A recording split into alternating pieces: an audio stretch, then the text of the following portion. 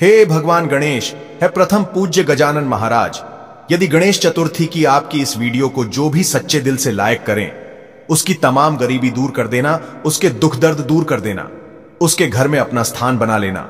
Like जरूर करें। जय श्री गणेश। दोस्तों, गणेश चतुर्थी का महापर्व बहुत ही शुभ और मंगलकारी माना जाता है। गणेश चतुर्थी के 11 दिन गंगा जल की तरह पवित्र माने जाते हैं। दोस्तों, आज हम बात करेंगे गणेश चतुर्थी के बारे में। गणेश चतुर्थी का पर्व भक्तजन धूमधाम के साथ मनाते हैं, और मनाया भी क्यों ना जाए, क्योंकि गणपति बप्पा को विघ्नहर्ता कहा गया है, जो हमारे कष्टों को हर लेते हैं और सुख को लाने वाले श्री गणेश जी हैं। और इनका आगमन होने जा रहा है। इनका आगमन भक्तों के लिए अति उत्तम और अति शुभ होता है, विशेष फल को प्राप्त करने वाला होता है। शास्त्रों में ऐसी मान्यता है कि यदि घर में किसी प्रकार की समस्या है या किसी मनोकामना की पूर्ति के लिए आप गणेश स्थापना करते हैं, पूजन करते हैं, तो निश्चित रूप से वो कामना गणेश जी पुण्य करते हैं। दोस्तों, शास्त्रों की मान्यता ऐसी है कि भाद्रपद की चतुर्थी को गणेश जी को लाया जाता है और अनंत चतुर्दशी को इनका विसर्जन किया जाता है। इस बीच की तिथियों में गणेश जी की पूजा आराधना बड़ी धूमधाम से की जाती है। दोस्तों, इनको दुर्बा अर्पित की जाती है, मोदक इत्यादि का भोग लगाया जाता है। दोनों समय की विशेष पूजा आरती की जाती है और अंत में अनंत चतुर्दशी के दिन इनका विसर्जन किया जाता है। शास्त्रों में ऐसी मान्यता है कि गणेश जी को अपने घर में लाकर विधिवत उनका पूजन, उनकी सेवा करने से हमारी मनोकामनाएं पूर्ण होती हैं और विद्या बुद्धि के दाता श्री गणेश जी का आगमन होने जा रहा है। दोस्तों, इनको लाने का जो विशेष समय होता है या फिर इनको स्थापित करने का विशेष समय होता है, वो दोपहर का समय होता है। कारण यह है कि इनका जन्म हुआ था दोपहर के समय, इसीलिए यह उत्सव दोपहर में ही मनाया जाता है। विशेषकर स्थापना जो होती है वो दोपहर में ही होती है। गणेश चतुर्थी पूजा का शुभ मुहूर्त। चतुर्थी तिथि आरंभ 6 सितंबर 2024 3:01। चतुर्थी तिथि समाप्त 7 सितंबर शाम 5:37। गणेश चतुर्थी पूजा मुहूर्त 7 सितंबर 2024 सुबह 10:30 बजे से 12:59। दोस्तों, गणेश जी की मूर्ति से जुड़ी बहुत सारी कुछ बातें हैं जो जानना अत्यंत आवश्यक है। वैसे तो हम बिल्कुल नहीं कहेंगे कि कोई भी गणेश जी की मूर्ति अशुभ होती है, लेकिन हां, उसके मायने और कारण बदल जाते हैं। क्योंकि जैसे हमारे शास्त्रों की मान्यता है कि बहुत बड़ी मूर्ति की पूजा सेवा हम अपने घर में नहीं कर सकते हैं, तो ऐसा बिल्कुल मतलब नहीं है कि आपके घर पर रखी हुई बड़ी मूर्ति अशुभ है। लेकिन हां, अशुभ इसीलिए है कि आपने उसके बराबर उसकी सेवा पूजा नहीं की है। दोस्तों, आगे बढ़ने से पहले आपसे एक विनती करते हैं कि हमारे चैनल को सब्सक्राइब करके बेल आइकॉन जरूर दबाएगा। अगर आप भगवान गणेश को अपने घर पर बुलाना चाहते हैं तो कमेंट बॉक्स में अवश्य लिखें, गणेश जी आपका स्वागत है हमारे घर में। गणेश जी के लिए एक लाइक तो बनता है। दोस्तों, वैसे गणेश जी की मूर्ति में भी कुछ बातें ध्यान रखनी चाहिए। यदि आप गणेश जी की मूर्ति को लाने जा रहे हैं तो ऐसे में एक चीज का ध्यान जरूर रखें कि मूर्ति किस चीज की ला रहे हैं। यह भी आपकी कामनाओं के ऊपर आधारित है। सबसे शुभ मूर्ति जो होती है, श्रेष्ठ मूर्ति होती है, वो सफेद आग की जड़ से जो गणेश जी निकलते हैं, जिन्हें श्वेताश गणेश गणेश बोला जाता है, वो मूर्ति सबसे शुभ होती है। यदि इस प्रकार के गणेश जी को आप अपने घर में लाते हैं तो रिद्धि सिद्धि लक्ष्मी या फिर किसी भी कामना के लिए आप लेकर आए। ये मूर्ति तो ऐसी मूर्ति बहुत ज्यादा श्रेष्ठ और मंगलकारी होती है, लेकिन ये मूर्ति बहुत कम प्राप्त होती है। दोस्तों, क्योंकि जब आग का पौधा काफी पुराना हो जाता है तब उसकी जड़ से गणेश जी की आकृति निकलती है और यह आकृति काफी शुभ होती है, मंगलकारी होती है। दोस्तों, कहा जाता है कि धन के स्थान पर यदि इनको स्थापित कर दिया जाए तो जीवन में चाहे कितने ही पीढ़ी दर पीढ़ी आपकी जो संतानें हैं वो बढ़ती चले जाए, लेकिन उनको धन की कमी कभी नहीं होती है। तो खैर चलिए, ये गणेश जी तो आपको नहीं मिलेंगे, अगर मिल जाए तो जरूर लाएगा। दोस्तों, आपको एक चीज का ध्यान रखना चाहिए कि यदि आप अपने घर में पूजा प्रार्थना के लिए गणेश जी की स्थापना करना चाहते हैं, इनको रखना चाहते हैं, लाना चाहते हैं, तो आप हमेशा बैठी हुई प्रतिमा ही लाएं, क्योंकि शास्त्रों में कहा गया है कि बैठे हुए गणेश जी की पूजा आराधना घर में करने से स्थायी लक्ष्मी की कृपा होती है, कामनाओं की पूर्ति होती है। ऐसे में आप गणेश जी को लाने की सोच रहे हैं या फिर लाने वाले हैं तो बैठी हुई प्रतिमा का ही चयन करें। दोस्तों, अगली चीज है कि गणेश जी की प्रतिमा लाते समय घर के लिए लाएं या ऑफिस के लिए लाएं, उसमें फर्क हो सकता है। आपको बताना चाहेंगे कि यदि आप अपने ऑफिस या दुकान या फिर अपने प्रतिष्ठान में लाकर इनका पूजन आराधना करके विसर्जन करना चाहते हैं तो ऐसे में आप खड़े गणेश जी की प्रतिमा भी ला सकते हैं। कहा जाता है कि इससे व्यापार दिन दुगना रात चौगुना बढ़ जाता है। यदि कोई कला वर्ग का विद्यार्थी है यानी कि नृत्य गायन इत्यादि के, तो वो खड़े गणेश जी की प्रतिमा लाकर पूजन विसर्जन कर सकते हैं। बस घर में जो आपको प्रतिमा लानी है वो बैठे हुए गणेश जी की प्रतिमा लानी है, ये ध्यान रखें। दोस्तों, प्रतिमा लाते समय आपको एक चीज का ध्यान और रखना है। घर में प्रतिमा लाते समय आपको वामुखी गणेश जी लाने हैं। वामुखी का अर्थ हुआ बाई की तरफ मुड़ी हुई सूंड वाले गणेश जी की प्रतिमा, ये घर के लिए ज्यादा शुभ होती है। अब दाहिने तरफ जब मूर्ति की सूंड होती है तो ऐसी मूर्ति के लिए पूजा और सेवा की अधिक आवश्यकता होती है। इसलिए कहा जाता है कि गणेश जी की प्रतिमा हमेशा वामुखी होनी चाहिए, यानी बाएं तरफ। जिनकी सूंड घूमी हुई हो वही गणेश जी हमारे घर के लिए शुभ होते हैं। अन्यथा जो दाहिने तरफ सूंड वाले गणेश होते हैं वो जल्दी रुष्ट होते हैं। यदि हमसे कोई भी भूल हो जाए तो वो नाराज हो जाते हैं। अभी इसका अर्थ आप ये बिल्कुल ना समझे कि गणेश जी की प्रतिमा किसी के लिए कल्याणकारी नहीं होती है। ठीक वही बात जो कि हमने आपको उदाहरण से समझाई कि बड़ी मूर्ति भी श्रेष्ठ होती है, लेकिन हम घर में नहीं रख सकते हैं क्योंकि हम उनकी उचित पूजा सेवा आराधना नहीं कर सकते। इसी तरह जो दाएं तरफ सूंड वाले गणेश जी होते हैं उनको अत्यधिक सेवा प्रार्थना की जरूरत होती है, जो कि हमसे नहीं हो पाती है। तो इसलिए एक नियम बनाया गया है कि अपने घर के लिए हमें वामुखी गणेश जी घर में लाने चाहिए, पूजन करना चाहिए, फिर विसर्जन करना चाहिए। दोस्तों, जैसा कि आप जानते हैं, प्लास्टिक आदि से बनी मूर्तियां उतनी श्रेष्ठ नहीं होती, और यदि आप मिट्टी के गणेश जी लाते हैं, पूजन करते हैं, विसर्जन करते हैं तो ये ज्यादा श्रेष्ठ होता है। यदि आपको इस तरह के गणेश जी की प्रतिमा मिले तो अत्यधिक श्रेष्ठ है। दोस्तों, अब बात करते हैं रंग की। किस रंग की गणेश जी की प्रतिमा लाना आपको शुभ होगा? केसरिया रंग के गणेश जी की प्रतिमा घर में लाना बहुत ही मंगलकारी माना जाता है। दूसरी चीज, हरे रंग की गणेश जी की प्रतिमा भी रखी जाती है। अलग अलग कामनाओं के लिए अलग अलग तरह के गणेश की प्रतिमा रखी जाती है।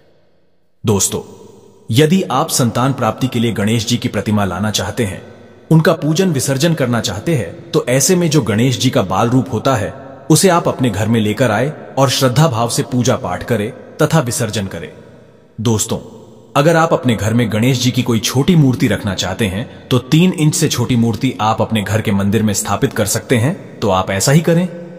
दोस्तों, भगवान गणेश की स्थापना की बड़ी ही आसान सी विधि है। सबसे पहले तो आप मंदिर में बैठ जाए। मंदिर में तो बहुत सारी मूर्तियां होती हैं, लेकिन आपको जो मंदिर के देवता हैं उनसे अलग रख करके यदि आपने चौकी लगाई है तो यह ज्यादा श्रेष्ठ माना जाता है, क्योंकि आपने अलग से कोई बड़ा अनुष्ठान किया है। इसीलिए आपको अलग से लाल रंग का कपड़ा इसी चौकी पर बिछा करके उस पर आप जो नई मूर्ति प्रतिमा लाए हैं, या फिर आपके घर में जो पड़ी हुई प्रतिमा है, आप उसे भी बहुत अच्छे से साफ करके रख सकते हैं। यदि धातु की प्रतिमा है तो उसे स्नान वगैरह करवाएं, और यदि फोटो है तो भी आप उसकी स्थापना कर सकते हैं।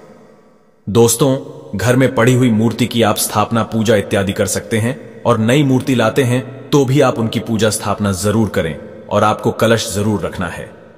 दोस्तों, आप सभी जानते हैं कि कलश में ही देवताओं का आह्वान करते हैं, तो कलश रखने की विधि कुछ इस प्रकार है। कलश रखने के नीचे स्थान पर चावल का अष्टदल कमल बना लें, या फिर आपके घर में बहुत अधिक चूहे हैं तो ऐसे में चावल का ना बनाकर आप थोड़ी सी रोली और हल्दी मिलाकर के बना लें, और ओम बना लें, स्वास्तिक बना लें, और इसके ऊपर कलश रखें। कलश के अंदर एक सिक्का डालें, हल्दी डालें, सुपारी डाल दें और थोड़ी सी दुर्बा घास डाल दें, क्योंकि ये पूजा हम गणपति की करने वाले हैं। दुर्बा जहां होती है वहां शुभता आती है। दोस्तों, उसके बाद आपको क्या करना है? कलश रखने के बाद गणपति की पूजा में यदि मूर्ति धातु की है तो आप उनको स्नान कराएं, पंचामृत से स्नान कराएं और उनको चंदन इत्यादि और धूप दीप दिखाना, जो साधारण विधि होती है, उस प्रकार आपको पूजा आराधना करनी है। दोस्तों, अब बारी आती है गणेश जी को वस्त्र अर्पित करने की। अगर आप मूर्ति लाए हैं या बड़ी मूर्ति लाए हैं तो उस प्रकार उनकी बनावट के अनुसार आप वस्त्र अर्पित करें, जैसे कि लाल रंग का, पीले रंग का, गुलाबी रंग का और हरे रंग का वस्त्र पहनाएं, या आप चाहे तो बाजार से रेडीमेड वस्त्र भी ला सकते हैं। वस्त्र अगर नहीं है तो आप अपनी क्षमता के अनुसार मौली धागा, जिसको हमारे शास्त्रों में वस्त्र का स्वरूप मानकर देवताओं को अर्पित किया जाता है, तो वो भी आप अर्पित कर सकते हैं। अंत में गणेश जी को मुख शुद्धि के लिए पान जरूर अर्पित करें, क्योंकि गणेश जी को यह विशेष प्रिय होता है, तो आप उनको पान जरूर अर्पित करें। पान में आप 2 लौंग 2 इलायची रख करके और जब गणेश जी का पूजन हो जाए उनको भोग लगाएं। दोस्तों, भगवान गणेश को लड्डू मोदक अति प्रिय है। अगर आप घर में बना सकते हैं तो बहुत ही शुभ माना जाता है। भगवान गणेश बड़ी प्रसन्नता के साथ अपने भक्तों का घर का बना भोजन पसंद करते हैं। आप सुबह शाम की पूजा में घर का भोजन बनाकर अर्पित करें। अगर घर का ना हो सके तो आप बाजार से लाकर लड्डू मोदक अवश्य अर्पित करें। दोस्तों, भगवान गणेश की स्थापना 1 दिन के लिए भी कर सकते हैं, 3 दिन के लिए भी कर सकते हैं तथा 5 दिन के लिए भी स्थापना कर सकते हैं। ऐसे में 7 दिन के लिए भी आप स्थापना कर सकते हैं। आप अपने मन की इच्छा के अनुसार कितने भी दिन के लिए रख सकते हैं और अंत में विसर्जन किया जाता है। इनकी यदि छोटी मूर्ति है तो आप अपने घर में भी रख सकते हैं। दोस्तों, आपको एक बार फिर से बता दें कि गणेश जी की जो स्थापना का समय है वो 12:17 से रात 10 बजे तक है। इस समय में आप कभी भी गणेश जी की स्थापना करें, इसके पूर्व ना करें, क्योंकि गणेश चतुर्थी की जो स्थापना पूजा होती है वो दोपहर में होती है। क्योंकि गणेश जी का जन्म दोपहर में हुआ था, इसीलिए यह पूजा दोपहर में ही होती है। दोस्तों, इस प्रकार से गणेश जी की पूजा कर लेनी है और उन्हें दुर्बा की माला अर्पित करें। यदि कोई विशेष कामना है तो उन्हें दुर्बा की माला जरूर अर्पित करें, जैसे कि थोड़ी थोड़ी दुर्बा की गांठें लें और इनको एक मौली में या फिर सफेद धागे में बांध लें और बांधकर गणेश जी को अर्पित करें। दोस्तों, कहा जाता है कि किसी भी कामना के लिए यदि गणेश जी को पूरे 10 दिनों तक दुर्बा की माला अर्पित की जाती है तो गणेश विसर्जन से पूर्व आपकी मनोकामनाएं पूर्ण हो जाती हैं। दोस्तों, बच्चे का मन यदि पढ़ाई में नहीं लगता है तो रोज गणेश जी को भोग स्वरूप हरी इलायची चढ़ाएं और हरी इलायची चढ़ाकर अपने बच्चे को प्रतिदिन चाय में, दूध में, किसी भी चीज में डालकर खिलाएं। इससे बच्चा कुशाग्र बुद्धि का होगा। दोस्तों, दूसरी चीज है कि प्रसाद जब आप भगवान को अर्पित करें तो घर के लोगों को भी प्रसाद बांटें। इन 10 दिनों में भगवान गणेश के भजन आपके घर में बजने चाहिए। मोबाइल आदि में आप भजन को बजा सकते हैं। इससे घर का माहौल सकारात्मक तरीके से बदल जाएगा और आपके बच्चे आपकी बात मानेंगे। पढ़ाई में उनका मन लगेगा। घर का कमाने वाला मुखिया स्वास्थ्य संबंधी बीमारियों से दूर रहेगा।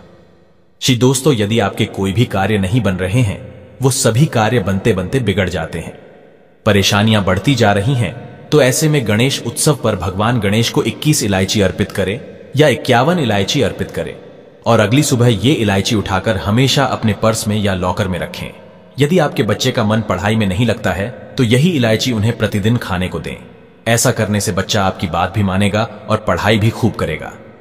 दोस्तों, शास्त्रों के अनुसार माना जाता है कि पूजा पाठ तथा हवन कोई भी शुभ कार्य पूरे परिवार के साथ करना चाहिए। ऐसे में इस दिन पूरे परिवार को मिलकर गणेश जी की आरती करनी चाहिए। इससे आपके जीवन में प्रेम बना रहेगा, सुख शांति आएगी, परिवार में खुशियों का संचार होगा। दोस्तों, माना जाता है कि गणेश चतुर्थी पर चांद को बिल्कुल भी नहीं देखा जाता, बहुत ही अशुभ माना जाता है। खास तौर से व्रत रखने वाले व्यक्ति को इस बात का ध्यान रखना चाहिए। चांद क्यों नहीं देखा जाता? इसके पीछे एक कथा है, आइए जानते हैं। मान्यता है कि आज के दिन सभी देवी देवता गणेश जी को बहुत सारे भोग प्रसाद व्यंजन खिलाते हैं। इससे गणेश जी का पेट काफी फूल गया और गणेश जी को चलने में परेशानी हो रही थी और चंद्रमा ने यह देख करके गणेश जी का मजाक उड़ाया। गणेश जी का मजाक उड़ाने पर माता पार्वती क्रोधित हो गई और उन्होंने चंद्रमा को श्राप दिया कि आज के दिन तुम्हारा दर्शन करने पर मानव पर कलंक लगेगा। और आप तो जानते ही है कि इस कलंक से श्री कृष्ण भी नहीं बचे थे। दोस्तों, इसीलिए इस दिन चंद्रमा का दर्शन करने से बचे। किसी भी स्थिति में अगर आपको इस दिन चांद के दर्शन हो जाए तो निश्चित रूप से कलंक लगता है। जब भगवान श्री कृष्ण भी इस कलंक से नहीं बचे थे तो हम तो फिर भी मानव है, तो ऐसे में आपको इस बात का ध्यान रखना चाहिए। दोस्तों, कौन है जो अपने घर में भगवान गणेश को नहीं बुलाना चाहता है? अगर आप भगवान गणेश को अपने घर पर बुलाना चाहते हैं तो कमेंट बॉक्स में लिखे भगवान गणेश आपका स्वागत है। हमारे घर में भगवान गणेश के लिए 1 लाइक तो बनता है। गणेश चतुर्थी की हार्दिक शुभकामनाएं।